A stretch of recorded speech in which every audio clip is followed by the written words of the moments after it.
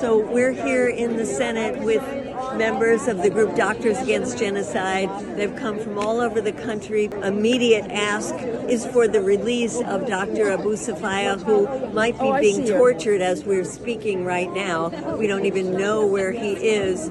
And calling for the release of all the healthcare workers who are being illegally detained in Israel. And then on the larger issue, of course, calling for an end to U.S. funding for the genocide in Gaza. So we're really honored and delighted to be with the doctors today. On December 27, Gamal Adwan Hospital was attacked. The facility was set on fire. Healthcare workers and patients were murdered, and survivors were forced to flee on foot. Dr. Abu Safiya, despite his own injuries and the recent loss of his young son, refused to abandon his patients.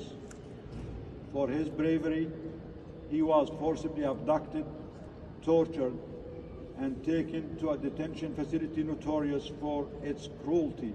This is not just about Gaza. It's about the global failure of governments, institutions, and leaders to uphold the sanctity of life.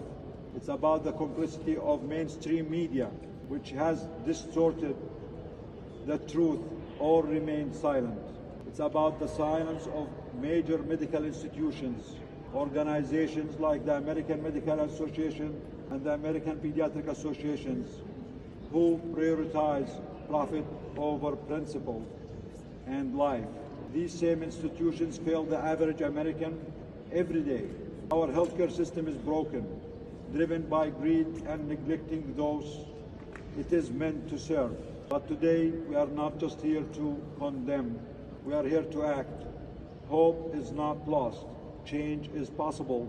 We demand the immediate release of Dr. Hussam Abu Safiya. We demand an immediate end to the targeting of hospitals and healthcare institutions and healthcare workers. These spaces must be protected under all circumstances.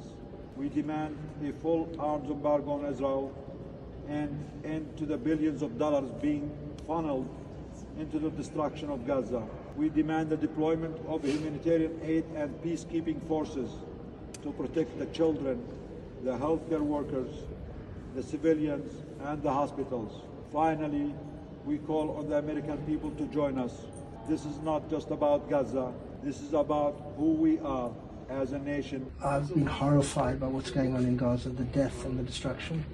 There's a genocide occurring right now that America is funding, essentially. There's no need to drop bombs on a tiny enclave called Gaza, where it's quite impossible to prevent civilian loss of life. Tens of thousands of children have been killed in this war, so there needs to be a ceasefire, and America needs to stop providing arms to continue this war.